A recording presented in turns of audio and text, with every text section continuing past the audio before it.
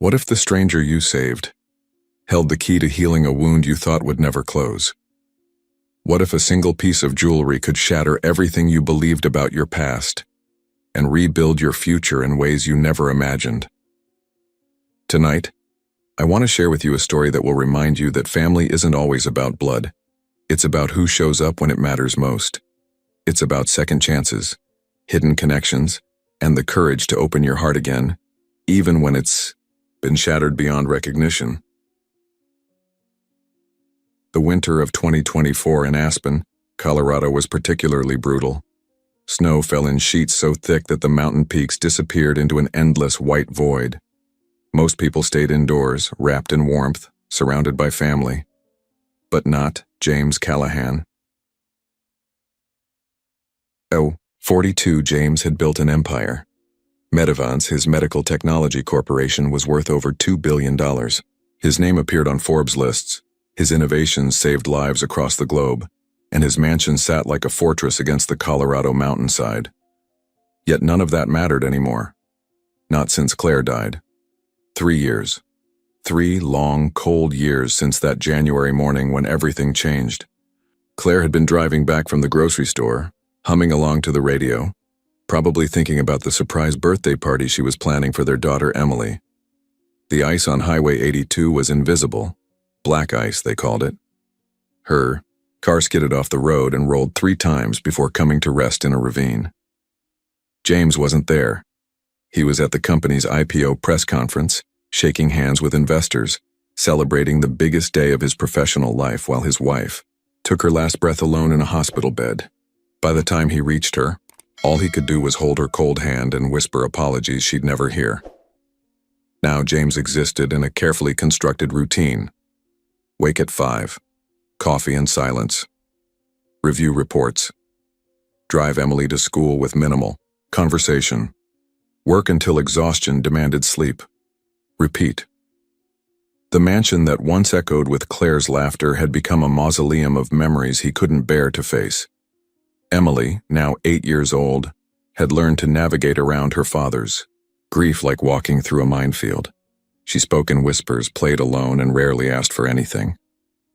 The vibrant, chattering little girl who used to climb on his lap with picture books had become a ghost of herself, trying to take up as little space as possible in her own home.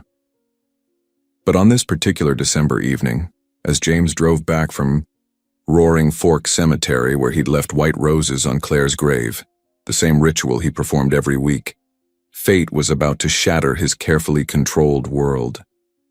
Sometimes the universe conspires to heal us in the most unexpected ways, through the most unlikely people. The snow was falling with the kind of intensity that made even experienced mountain drivers nervous. James had grown up in Colorado, had driven these roads thousands of times in every conceivable weather condition, but tonight felt different. The storm seemed personal somehow, as if nature itself was orchestrating something beyond his understanding.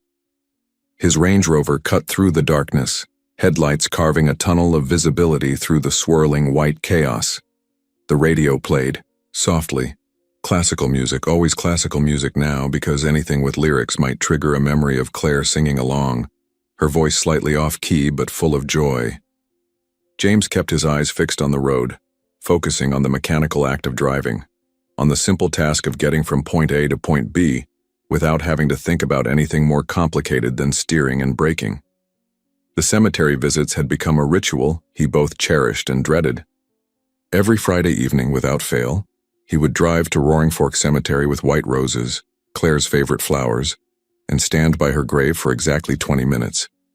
He would update her on Emily's progress in school, on the company's quarterly results, on the mundane details of a life that felt increasingly hollow without her to share it with. Tonight had been particularly difficult. Emily had received an award at school for a story she'd written about family, and James had wanted to tell Claire about it. But when he'd tried to speak the words aloud at her graveside, his voice had failed him. How could he explain to his dead wife that their daughter was writing stories about missing mothers? How could he admit that he'd been so consumed by his own grief that he'd failed to notice how deeply Emily was struggling? The windshield wipers fought against the accumulating snow. their rhythmic movement almost hypnotic.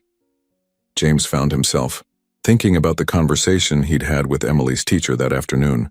Ms. Rodriguez had gently suggested that Emily might benefit from counseling, that she seemed withdrawn and sad, that she rarely participated in class discussions anymore. "She's not the same little girl she was before," Ms. Rodriguez had said, her voice full of concern. "I knew Claire, and I know how vibrant Emily used to be. I'm worried about her, Mr. Callahan. I'm worried about both of you." James had nodded and made the appropriate responses, but inside, he'd felt the familiar surge of guilt and helplessness that accompanied any reminder of how his grief was affecting his daughter. He knew Emily was struggling. He knew she needed more from him than he was capable of giving. But knowing and being able to act on that knowledge were two entirely different things. That's when he saw her. At first, it was just a dark shape against the white ground, barely visible through the curtain of falling snow. James's first thought was that it might be debris, a fallen branch, maybe a bag of trash blown by the wind. But as his headlights swept across the form, something about the shape made him slow down, made him look more carefully. It was a person. A woman, lying face down in the snow about 20 feet from the road. James hadn't made an impulsive decision in 3 years. Every move he made was calculated. Every action weighed against potential consequences and risks. His grief had made him cautious to the point of paralysis, afraid that any deviation from his carefully controlled routine might crack open the floodgates of emotion he'd worked so hard to contain. But in that moment, seeing that figure in the snow, something primal and immediate took over. He slammed on the brakes, his SUV sliding slightly on the icy road before coming to a stop. Without even thinking to grab his coat from the back seat, without considering the danger of stopping on a mountain highway in a blizzard, James threw open his door and ran into the freezing night. The cold hit him like a physical blow, the wind cutting through his business suit as if it were made of paper. The snow was deeper than it had appeared from inside the car, and James found himself sinking nearly to his knees with each step as he fought his way toward the motionless figure. She was young, maybe mid-20s, with long, dark hair fanned out across the snow like spilled ink against white canvas. Her skin was pale with cold, her lips tinged blue, her breathing shallow and rapid. She was wearing jeans and a thin sweater that offered no protection against the brutal Colorado winter, and James realized with growing alarm that she might have been lying here for quite some time. But what made James's heart skip a beat, what made him forget about the cold and the danger and his own safety, was her condition. She was very, very pregnant. Miss, can you hear me?" His voice cut through the howling of the wind, sounding strange and urgent in the vastness of the snowy night. No response. He knelt beside her, his expensive pants immediately soaking through with ice-cold water, and carefully placed his hand on her shoulder. Her skin was like ice to the touch, and James realized she might have only minutes before hypothermia claimed her completely. "Oh God," he whispered, his breath forming clouds in the frigid air. "Please don't let her die, please." James had carried Claire to bed countless times when she'd fallen asleep reading, her glasses still perched on her nose, a book splayed across her chest. He'd carried Emily when she was small and tired, her little arms wrapped around his neck, her face pressed against his shoulder. But lifting this stranger felt different, urgent, desperate, like holding someone's entire future in his arms. She was heavier than Claire had been, weighted down by her pregnancy, but James managed to lift her carefully, trying to support her head and her belly as he struggled through the deep snow back to his vehicle. The wind whipped at his face, stinging his eyes and making it difficult to see, but he pressed forward, driven by a determination he hadn't felt in years. Getting her into the back seat of the Range Rover was awkward and difficult, but James managed, arranging her as comfortably as possible on the leather seats. He cranked up the heat as high as it would go and grabbed a blanket from the emergency kit he kept in the cargo area, a kit that Claire had insisted he carry, just in case, she'd said. Even in death, Claire was still taking care of him. The drive back to his mansion felt like the longest 15 minutes of his life. James kept glancing in the rearview mirror at the unconscious woman, watching for any sign that she might be slipping away from him. Her breathing was steady but weak, and James found himself making promises to a God he hadn't spoken to since Claire's funeral. "Please," he whispered into the darkness of the car. "Please don't let her die. Not tonight. Not on my watch. I can't lose someone else." The mansion appeared through the snow like a beacon, its windows glowing warm and yellow against the white landscape. James had never been so grateful to see his own home, had never been so aware of how isolated his life had become, until he was faced with the possibility of bringing life back into it. He carried the woman through the front door, his footsteps echoing in the marble entryway that had been designed to impress but had become a monument to loneliness. Mrs. Patterson, the housekeeper who came in 3 times a week, had gone home hours ago, and Emily was at a sleepover with a friend, one of the few social activities James still allowed her to participate in. James laid the woman on the leather sofa in his living room, wrapping her in every blanket he could find while he called Dr. Martinez, his family physician who had been treating the Callahan family for over a decade. "James?" Dr. Martinez's voice was heavy with sleep and concern.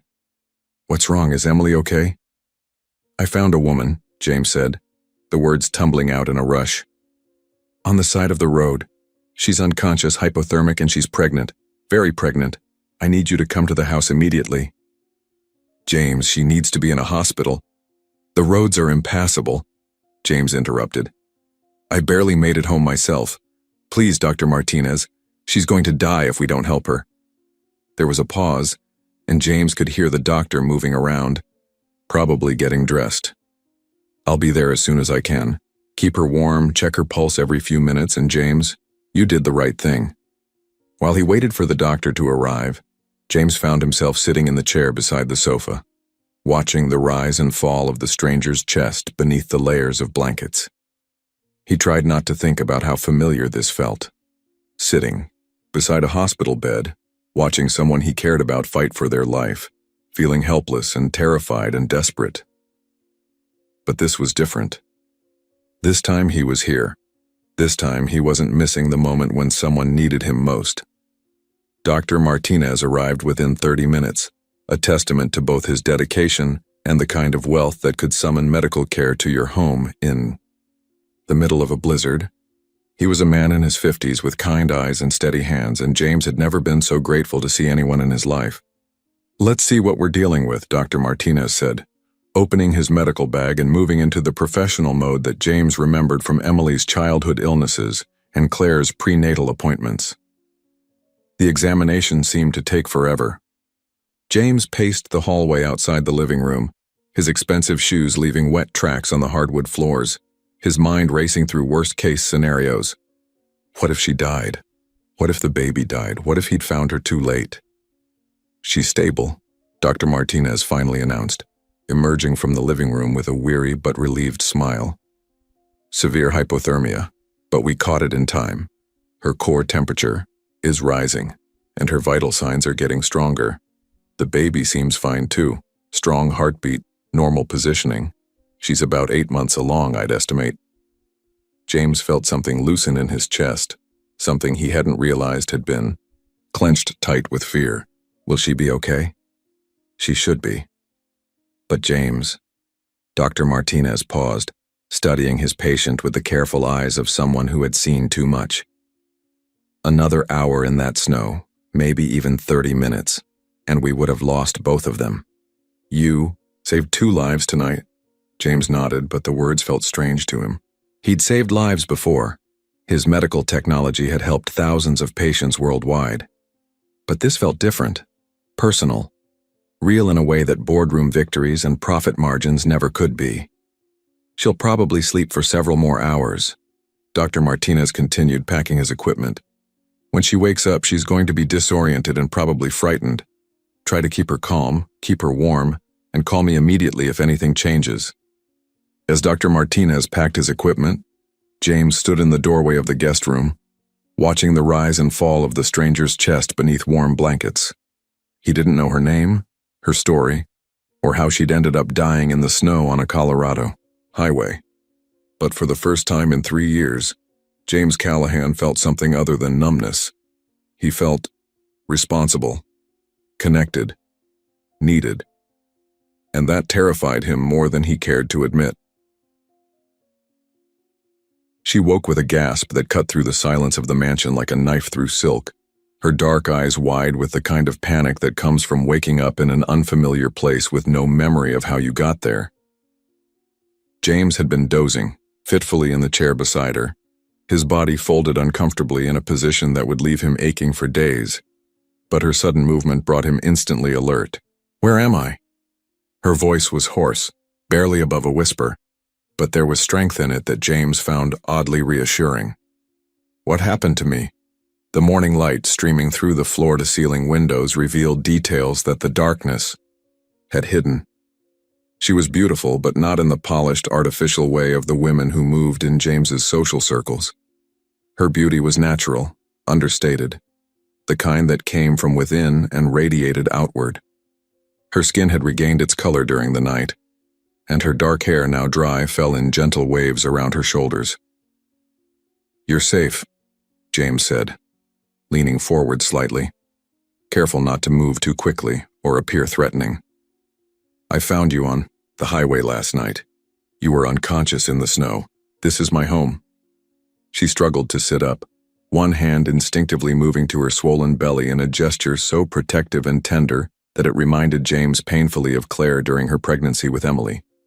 The panic in her eyes intensified as she took in her surroundings, the expensive furniture, the original artwork on the walls, the view of snow-covered mountains through windows that probably cost more than most people's cars. "I need to leave," she said, attempting to throw back the layers of blankets that James had carefully tucked around her. "I can't. I shouldn't be here. You don't understand."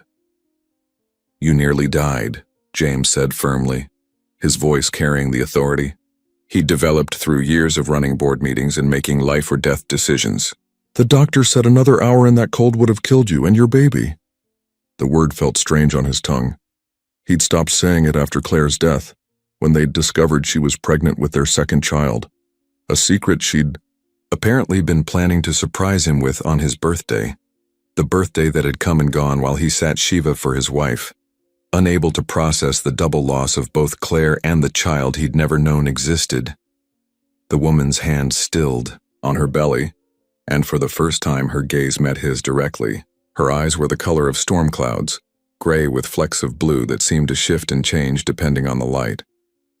There was a depth of pain in them that James recognized all too well, the kind of pain that comes from carrying too much, sorrow for too long, the kind that changes the fundamental structure of who you are. "Grace," she said finally, the name escaping her lips like a confession. "My name is Grace. James Callahan." Something flickered across her features at the mention of his name, a flash of recognition so brief that James might have imagined it, but so intense that it left him wondering if they'd met before. But that was impossible. He would have remembered her. He remembered every face, every name, every connection from his carefully curated professional and social life. "I don't have anywhere else to go," Grace admitted, her voice breaking slightly on the words. The vulnerability in her admission was raw and honest, without the calculated manipulation that James had learned to expect from people who wanted something from him. I was looking for someone, a family member, but I got lost in the storm and then I started feeling dizzy and everything went black." James found himself leaning forward, drawn by something in her voice, in her story, that resonated with his own experience of loss and searching. "Who were you looking for?" Grace's eyes filled with tears and she looked away, focusing on the mountain view outside the window. "Someone who probably doesn't even know I exist. Someone who might not want to know I exist." Before James could respond, the sound of small footsteps echoed in the marble hallway, a sound that had become increasingly rare in the 3 years since Claire's death. Emily appeared in the doorway, her blonde hair messy from sleep, wearing flannel pajamas covered in tiny stars that Claire had bought her last Christmas. "Daddy?" Emily's voice was soft, uncertain. "I heard voices. Is everything okay?" James felt his chest tighten with the familiar combination of love and guilt that Emily's presence always brought. She rarely sought him out anymore, especially not in the middle of the night or early morning.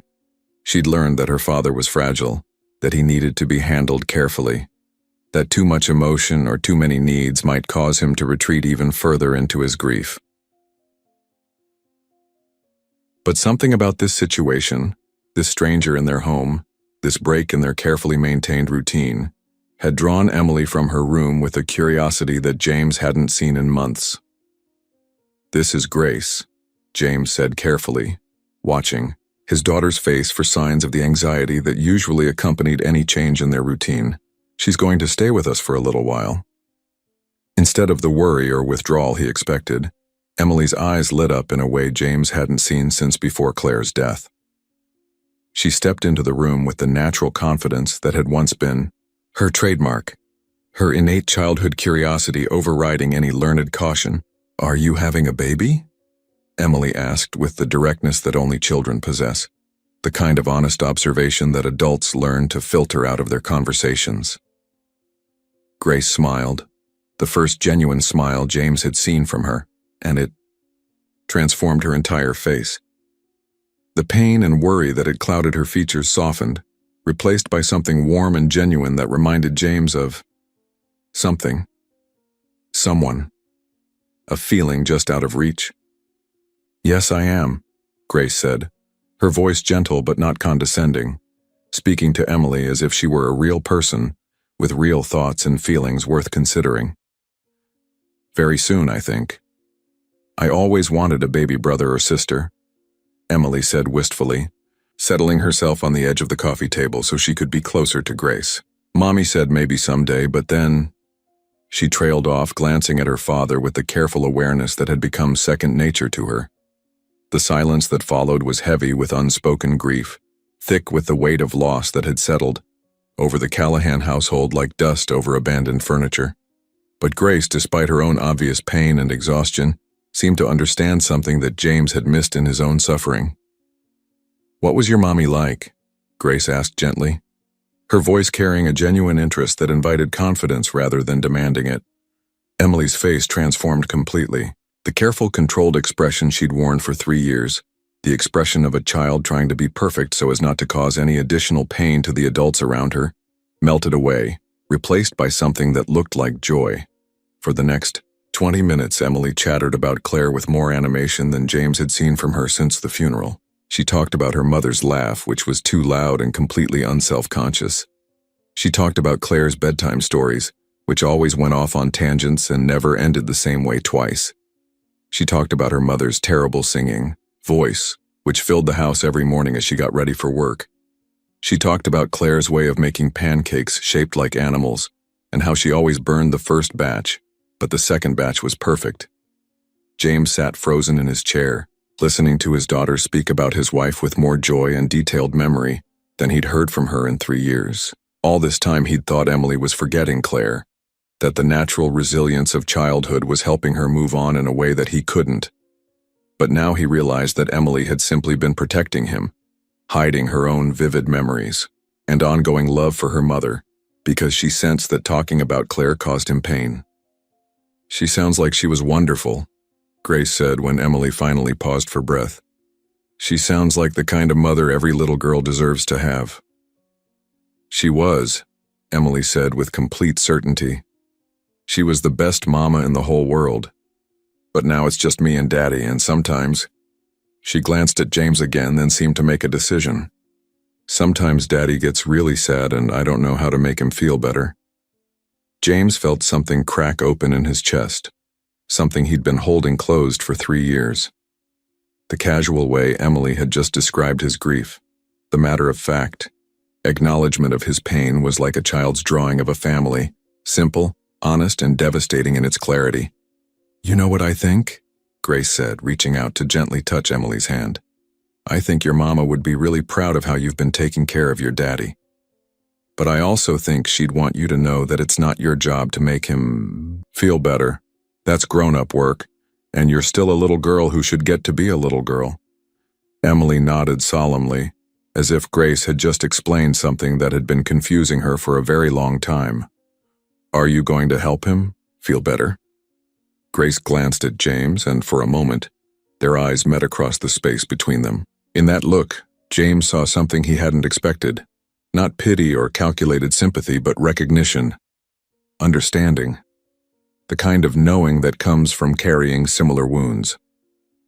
"I don't know," Grace said honestly, "but maybe we can help each other figure some things out. If this story is touching your heart, I want you to know something important. You're not alone in carrying pain that feels too heavy to share. Sometimes healing comes from the most unexpected places, through the most unlikely people. Children see things adults miss, and sometimes a stranger's perspective can illuminate truths we've been too close to see.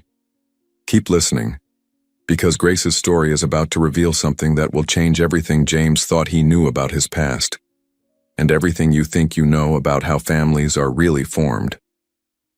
As Emily finally headed back to her room to get ready for school, chattering about how she was going to introduce Grace to her teacher and her friends, James found himself looking at this mysterious woman with new eyes. There was something about the way she'd connected with Emily, something about the gentleness in her voice and the understanding in her storm-gray eyes, that felt familiar in a way he couldn't quite place. What James didn't know was that Grace was fighting her own battle with recognition, because when he'd said his name, James Callahan, her heart had nearly stopped beating. She'd been searching for this man for months, carrying secrets and questions that had driven her across the country to this remote Colorado town.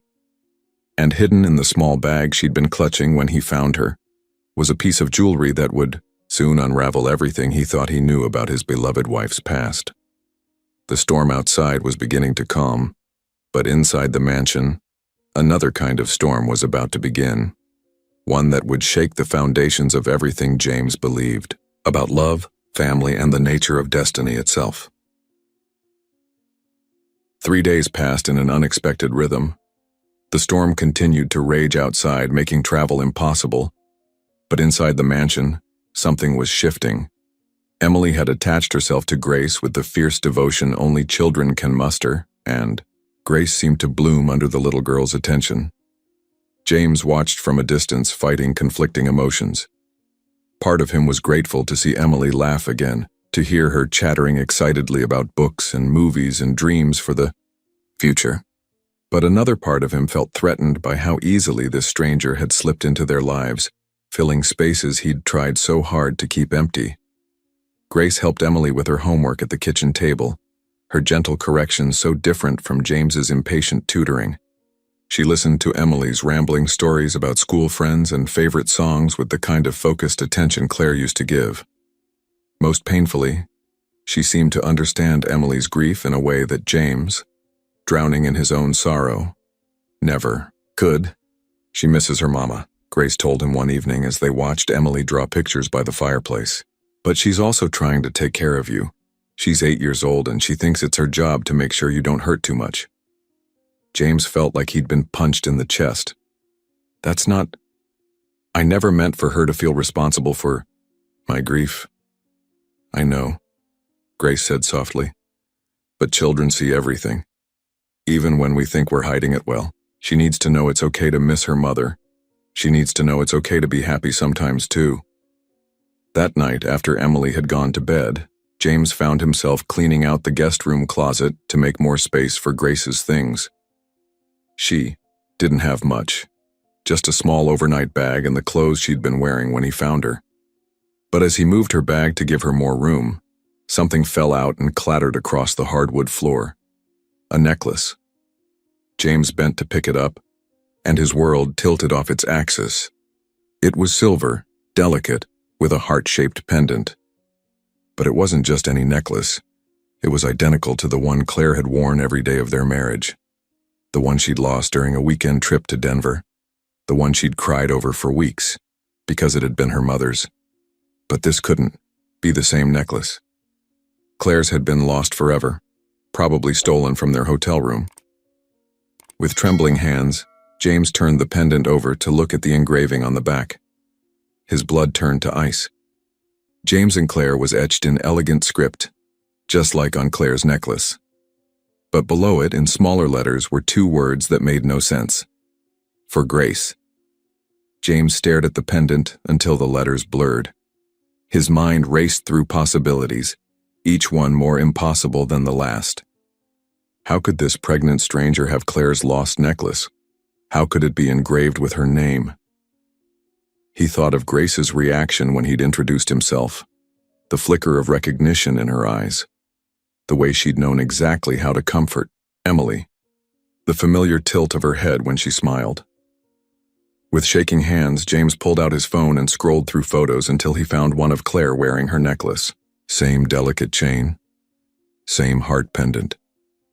But Claire's version had only been engraved with James and Claire. There had never been any mention of Grace. James spent the rest of the night pacing his study, the necklace clutched in his fist. By morning, he had convinced himself there had to be a logical explanation. Maybe it was a coincidence. Maybe someone had copied Claire's necklace.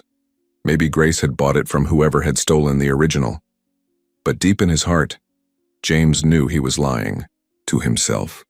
There were too many coincidences, too many small similarities he'd tried to ignore. The way Grace hummed the same songs Claire used to sing. The way she took her coffee with cream, but no sugar. The way she instinctively knew where things were, in his kitchen. As the sun rose over the snow-covered mountains, James made a decision that would change everything. He was going to confront Grace about the necklace. He was going to demand answers about who she really was and how she'd come to possess his dead wife's most treasured possession. What he didn't expect was that the truth would be more devastating and more healing than anything he could have imagined. James waited until Emily left for school before approaching Grace. She was in the kitchen, making herself tea with the careful movements of someone very pregnant and very tired. The morning light streaming through the windows caught the highlights, in her dark hair, and for a moment James was struck by how much she looked like. "We need to talk," he said, his voice harsher than he'd intended. Grace looked up and James saw his suspicion reflected in her eyes. She'd been waiting for this moment, he realized, dreading it. "About what?" she asked. But her hand moved instinctively to her throat where the necklace would have been if she'd been wearing it. James placed the necklace on the kitchen counter between them. Grace's face went pale. "About this. About who you really are. About how you came to have my dead wife's necklace with your name engraved on it." For a long moment, Grace said nothing. Tears began to fall down her cheeks and she sank into one of the kitchen chairs as if her legs could no longer support her. "I didn't know how to tell you," she whispered.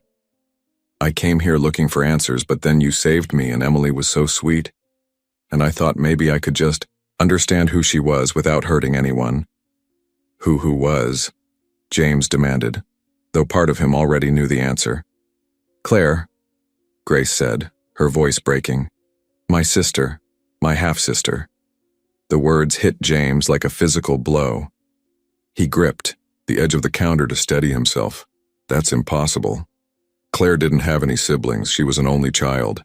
Her parents died when she was young and she was raised by her grandmother. Her father's parents, Grace corrected quietly. But her mother, our mother, had another daughter. Me. A daughter she gave up when Claire was 3 years old because she couldn't afford to keep both of us. James felt the room spinning around him. "You're lying." "I wish I was." Grace pulled a worn envelope from her bag with shaking hands. "This came with the necklace.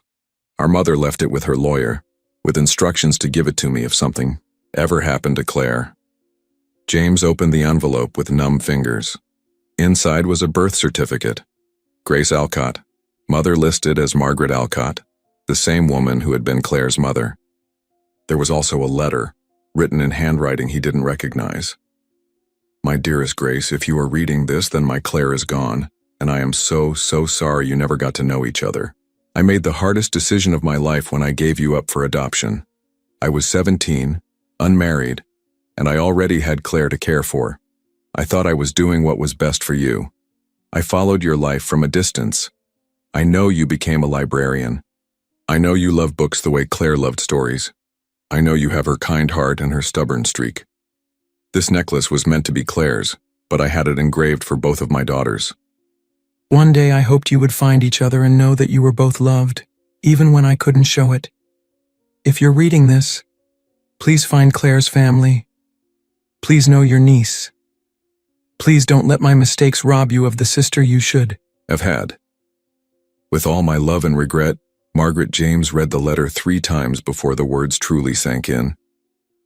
Claire had a sister who had been alone in the world while Claire was building a life with him, a sister who was now carrying a child with no one to help her.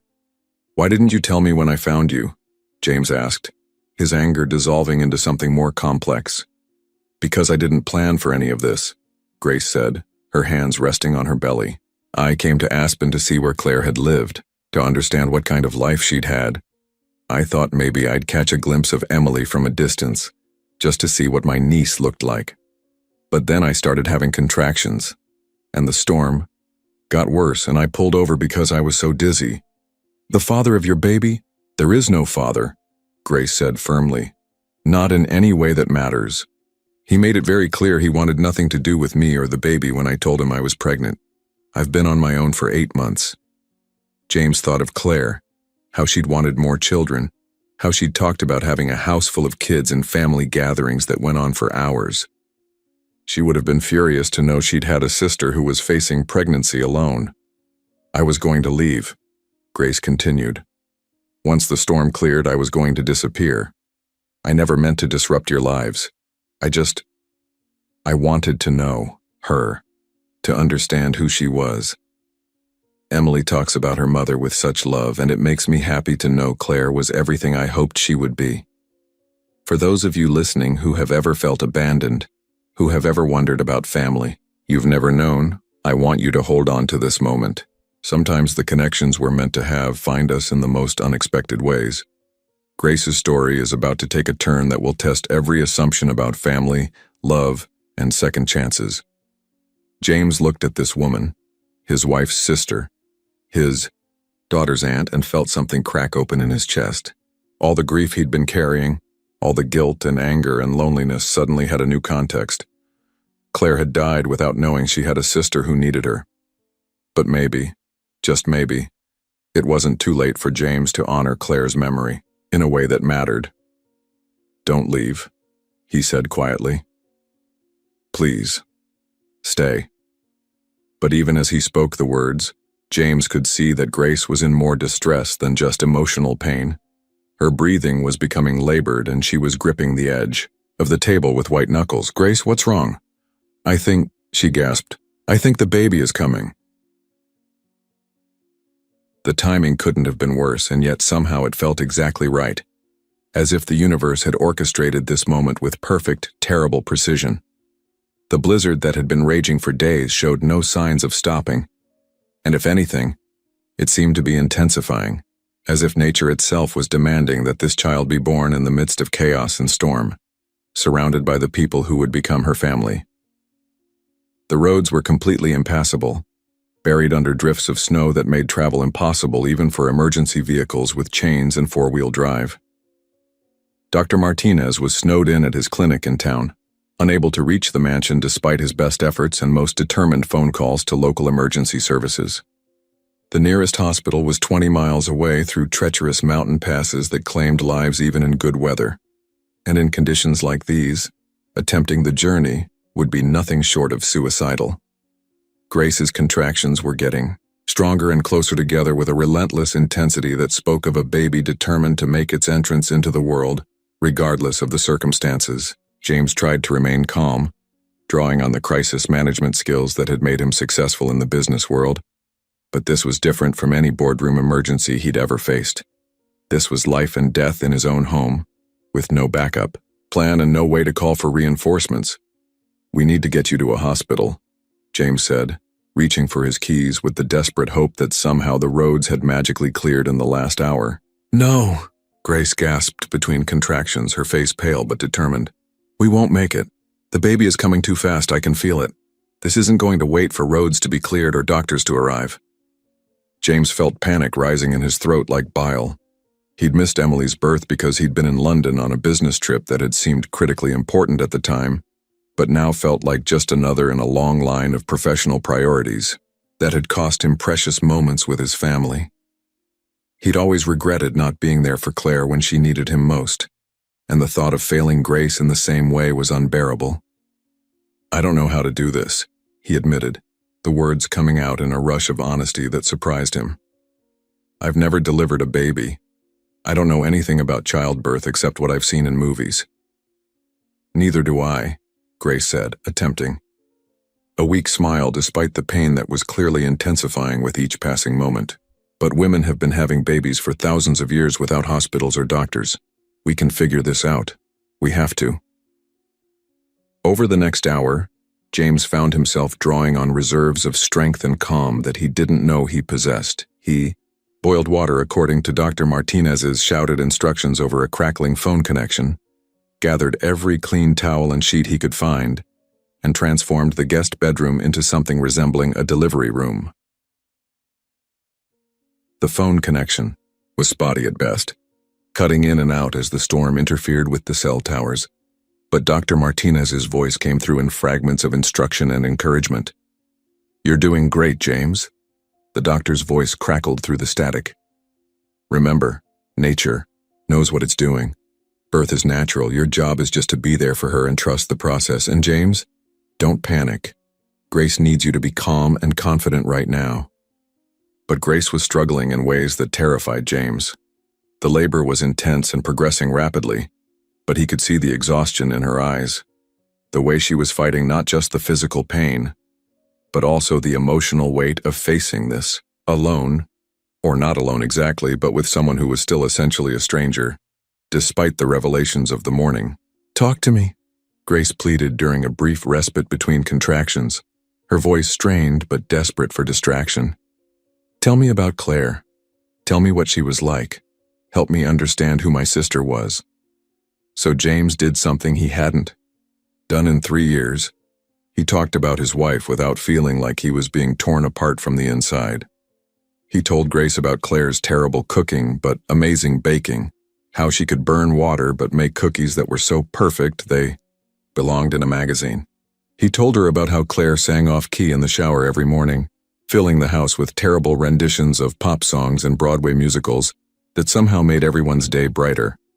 He told Grace about how Claire could make Emily laugh so hard she'd get hiccups, how his wife had possessed an almost supernatural ability to know exactly what their daughter needed before Emily knew it herself. He talked about Claire's dreams of fostering children someday, her belief that every child deserved to be loved and wanted, her conviction that families came in all shapes and sizes, and that love was what mattered, not genetics or conventional structures. "She would have loved you so much," James said, as another contraction gripped Grace, his voice thick with emotion he hadn't allowed himself to feel in years. "She would have been so angry that she never got to know you, and she would have spoiled your baby rotten. She would have insisted on being in the delivery room holding your hand telling you terrible jokes to distract you from the pain." "I hope so," Grace whispered, tears mixing with the sweat on her face. I hope I can be half the mother she was to Emily." "You're already showing that you can be," James said with conviction that surprised him. "I've watched you with Emily these past few days, and you have the same instinct Claire had. The ability to see what a child needs and provide it without making it feel like obligation or charity." And then, just as the storm outside reached its peak with winds that howled like banshees around the mansion, Grace's baby decided to make her entrance into the world. The moment was both terrifying and miraculous. James found himself catching a tiny, slippery, screaming human being as if it was the most natural thing in the world, as if he'd been preparing for this moment his entire life. "It's a girl," he said, his voice filled with wonder and awe that went beyond anything he'd ever experienced in the corporate world. "Grace, you have a daughter." The baby was perfect in the way that all newborns are perfect. Tiny fingers that gripped with surprising strength, a face that was red and wrinkled and absolutely beautiful, eyes that opened briefly to reveal the same storm gray color as her mother's. James wrapped her in the softest towel he could find, marveling at how something so small could feel so monumental, so life-changing. "She's beautiful," he whispered, carefully placing the baby in Grace's arms with the reverence of someone handling something sacred. As Grace held her daughter for the first time, something extraordinary happened in that room. The air itself seemed to shift, charged with the kind of energy that comes when the universe realigns itself around a moment of pure significance. This wasn't just about a baby being born. It was about a family being reborn, about connections being made that should have existed all along, about healing that came not from forgetting the past but from embracing it fully and allowing it to expand into something larger than grief. Grace's face, exhausted and tear-streaked, was radiant with the kind of joy that comes from surviving, something you weren't sure you could survive. The baby's cries filled the room, not with distress but with the robust sound of a healthy child announcing her arrival to the world. "What will you name her?" James asked, settling into the chair beside the bed, feeling more present and alive than he had in 3 years. Grace looked down at her daughter, then up at James, and finally around the room that had become a sanctuary from the storm outside. "Hope," she said without hesitation. "Her name is Hope." Outside, the storm began to quiet, as if the universe itself was holding its breath for this new little life. Inside the mansion that had been a tomb for 3 years, the sound of a baby's cry echoed through the halls like a promise of hope. But James was about to discover that Claire had left behind one more secret, one final message that would change everything he thought he knew about love, family, and second chances. Dr. Martinez arrived the next morning as soon as the roads were clear, bringing with him not just medical supplies but also something unexpected, a sealed envelope that he'd been carrying for 3 years. "Claire gave this to me before she died," he explained to James as he finished examining Grace and the baby. "She made me promise to give it to you only if you ever found someone wearing this necklace." He gestured to the silver chain that now hung around Grace's neck, where James had placed it the night before. James stared at the envelope, his hands trembling. Claire's handwriting was familiar and beloved, his name written across the front, in her careful script. Below it, in smaller letters, she'd written, "For when you find Grace." "She knew?" James whispered. "She'd been trying to find her sister for years," Dr. Martinez said gently. "Ever since she got pregnant with Emily, she'd been working with a private investigator. She found out about Grace just before the accident, but she hadn't made contact yet. She was planning to surprise you." James opened the letter with fingers that wouldn't stop shaking. "My dearest James, if you're reading this, then I'm gone, and somehow you found Grace. I'm so sorry I never told you about her while I was alive. I wanted to find her first to make sure she was okay before I brought her into our lives. I know this must be confusing and painful. I know you're probably angry with me for keeping this secret, but I need you to understand. I spent my whole life thinking I was alone in the world. When I found out I had a sister, it felt like finding a missing piece of my soul. Grace is alone, James. She's been alone her whole life, just like I was before I found you. If something has happened to me, she's going to need family. Emily is going to need her aunt. And you? Oh, my love, you're going to need someone who understands loss the way both Grace and I do. I'm not asking you to love her the way you loved me. That would be impossible, and it wouldn't be fair to either of you. But I am asking you to take care of her, to let her take care of you and Emily, to let her be the family we never got to be while I was alive. Grace has our mother's heart. I can tell from the letters the investigator found.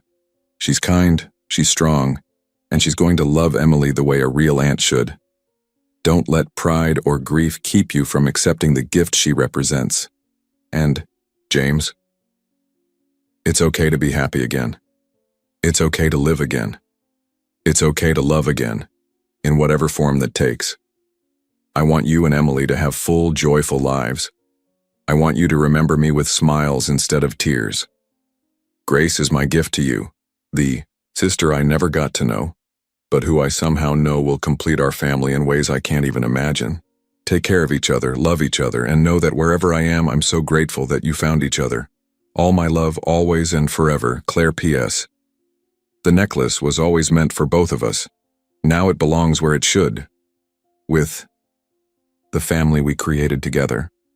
James read the letter 3 times before he could see through his tears. Grace was crying too, holding her newborn daughter close as Emily sat beside her on the bed reading over James's shoulder. "Mama knew about Grace?" Emily asked, her young voice filled with wonder. "She did," James said, his voice thick with emotion. "She wanted us to be a family." "We are a family," Emily said matter-of-factly. "Grace is my aunt and this is my cousin, and Daddy, you're not sad anymore when you talk about Mama." And Emily was right. For the first time since Claire's death, James had talked about his wife without feeling like he was drowning in grief. The pain was still there, but it was different now, softer, more like a gentle ache than a sharp wound. "What will you name her?" James asked, looking at Grace's daughter. Grace smiled, the first truly peaceful expression he'd seen on her face. "Hope," she said. "Her name is Hope." Over the following weeks, as Grace recovered and hope grew stronger, something beautiful began to unfold in the Callahan mansion. Emily blossomed under her aunt's attention, finally having another woman in her life who could braid her hair and listen to her stories about school. Grace found herself healing from a lifetime of abandonment by being surrounded by people who wanted her there. And James began to understand that healing didn't mean forgetting. It meant letting love expand to make room for new people, new experiences, new hope. If you're listening to this and you've been carrying grief that feels too heavy, I want you to know that healing isn't about moving on from the people you've lost. It's about letting their love live on through the connections you make with others. Sometimes the family you need finds you in the most unexpected ways. 6 months later, as spring returned to the Colorado mountains, the Callahan mansion was filled with sounds it hadn't heard in years. Laughter, conversation, the gentle sounds of a baby discovering the world. James had learned to be present for Emily's bedtime stories again. Grace had found her place as the loving Aunt Claire had always meant her to be. And little Hope was growing, surrounded by the kind of love that every child deserves. But the most beautiful transformation was yet to come. A moment that would prove that some families are not born, but chosen, and that love multiplies rather than divides when we open our hearts to it. Spring in Aspen brought with it a transformation that went far beyond melting snow and budding trees. The Callahan mansion, which had been shrouded in grief for 3 years, was alive again with the sounds of family life. Grace had moved into the suite of rooms that connected to Emily's, creating a small apartment where she and Hope could have privacy while still being part of the larger household. James had initially worried about boundaries, about what people would think, about whether he was dishonoring Claire's memory, but Emily had settled the matter with 8-year-old wisdom. "Mama would want Grace to stay," she'd said simply, "and Hope needs her big cousin to teach her things." The arrangement worked better than anyone had dared to hope. Grace helped Emily with homework and listened to her practice piano. She cooked meals that filled the house with warmth and wonderful smells. She created routines and traditions that honored Claire's memory while building new ones. James found himself changing too. The rigid control he'd maintained over his emotions began to soften. He started coming home for dinner instead of working late every night. He joined in Emily's bedtime routine, reading stories while Grace fed Hope nearby. He even began to laugh again. Really laugh, not just the polite chuckles he'd perfected for business meetings. "You know," Grace said one evening as they sat on the back porch watching Emily play in the yard with baby Hope on a blanket nearby, "I think Claire would be happy to see this." James nodded, no longer feeling the sharp stab of pain that used to accompany any mention of his wife's name. She always wanted a house full of family. She used to say that love multiplies, it doesn't divide. She sounds like she was an amazing woman. She was, and she would have loved you. James paused, then added quietly, "I think she did love you, even without meeting you. Her letter, she understood something I'm only beginning to grasp." "What's that?" "That family isn't just about blood or marriage certificates, it's about showing up. It's about choosing to love people even when it's complicated or inconvenient or scary. Grace smiled, bouncing Hope gently as the baby began to huss. Emily said something similar the other day. She told me that she has two mommies now, one in heaven and one here with her. She doesn't see it as replacing Claire, just as expanding the definition. That evening, after Emily and Hope were asleep, James found himself in his study looking through photo albums he hadn't opened in years. Grace found him there, surrounded by pictures of Claire. "I'm not trying to replace her," Grace said gently. "I could never do that, and I wouldn't want to." "I know," James replied. "And I'm beginning to understand that accepting happiness again doesn't mean I loved her any less." They sat together in comfortable silence, looking at pictures of the woman who had connected their lives in ways none of them could have imagined. "James," Grace said after a while, "what happens now? I mean, this arrangement, this family we've created, is it permanent? I don't want to assume anything, but Hope is going to need stability, and Emily seems so happy, and Grace," James interrupted gently. "You're home. This is your home, for as long as you want it to be. You and Hope, you're family now. Really, truly family." The relief in Grace's eyes was profound. For the first time in her adult life, she belonged somewhere. She had people who wanted her around, not out of obligation, but out of genuine love. As summer approached, the four of them settled into rhythms that felt natural and right. James taught Emily and Grace to fish in the mountain streams. Grace introduced them all to her love of books, turning their evening into reading time where even baby Hope seemed to listen to the stories.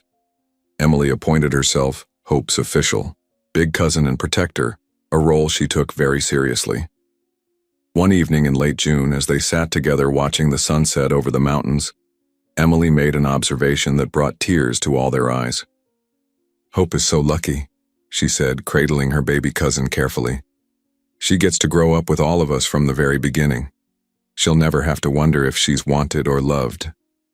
Grace's eyes filled with tears, not of sadness, but of overwhelming gratitude. She had spent her entire life feeling unwanted, abandoned, alone. But Hope would never know that feeling. Hope would grow up surrounded by love, knowing exactly where she belonged. "We're all lucky," James said, putting his arm around Emily and reaching over to squeeze Grace's hand. "Your mama always said that family isn't just the people you're born to. It's the people who choose to love you no matter what. We chose each other." As the stars began to appear in the Colorado sky, the four of them sat together in perfect contentment. They were not the family any of them had planned or expected, but they were exactly the family each of them needed. Claire's necklace caught the moonlight as it rested against Grace's throat, no longer a symbol of loss or regret, but a bridge between past and present, a reminder that love continues even when we think it's ended, and that sometimes the most beautiful families are the ones that find each other in the storm. This is the truth I want to leave you with today. Family isn't always about blood. It's about showing up. It's about choosing love over fear, connection over isolation, hope over despair. It's about understanding that our hearts are capable of expanding to make room for new people without diminishing our love for those we've lost. James, Grace, Emily, and Hope found each other in the midst of grief and created something beautiful. A family built on choice, strengthened by loss, and sustained by the revolutionary idea that there is always enough love to go around. If you're listening to this tonight feeling alone, abandoned, or forgotten, remember Grace's story. Remember that sometimes the family you need is still out there, looking for you too. Remember that it's never too late to open your heart to new connections, new love, new hope. And remember this: you are worthy of love, regardless of your past. You deserve to be chosen, to be wanted, to belong somewhere. Don't give up on the possibility that your people are still out there, waiting to find you in the storm. Thank you for spending this hour with me, sharing in Grace and James's journey, from loss to healing, from isolation to family. If this story touched your heart, if it reminded you that you're not alone in your struggles, please share it with someone who might need to hear it too. Stories like this have the power to heal, to connect us, to remind us of what's possible when we choose love over fear. Until next time, remember, family isn't always blood. It's who shows up when it matters most. Until next time, may you find your people in the most unexpected places.